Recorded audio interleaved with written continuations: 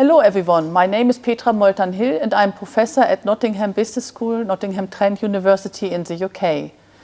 I'm an expert in climate change mitigation education, greenhouse gas management and climate solutions.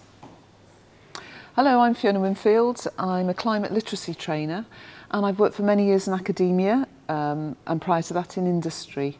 The last few years I've been spending quite a bit of time looking at the links between sustainability and employability. Hello, I'm Muhammad Mazhar. I work as a senior lecturer at Nottingham Business School, Nottingham Trent University. Area of my work is environmental sustainability and carbon management, where I have been involved in a number of projects related to teaching and learning, research and practice. Hello, I'm Richard Howarth. I work here in the Department of Marketing at Nottingham Business School. As well as working with our students, I've worked with a lot of organisations over the years, mainly smaller organisations, and helping them with things like environmental management and carbon management. In the last year we wrote the Handbook of Carbon Management together. Working in this area, we realized that there's really a book missing talking about these topics, especially about climate solutions. So if you're interested in climate solutions for any different function within the company, you'll be able to find lots of ideas within the book. In this book, we offer some guidance for managers who want to implement carbon management in their organizations.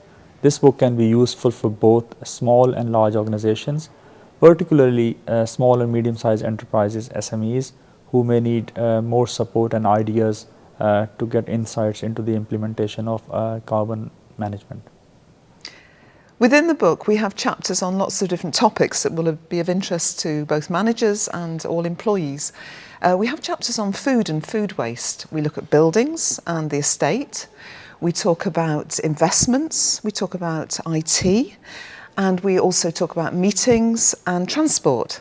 So there should be something for everybody and something that can really inspire you, hopefully, to think about how you can reduce your carbon emissions in whatever type of work that you're in.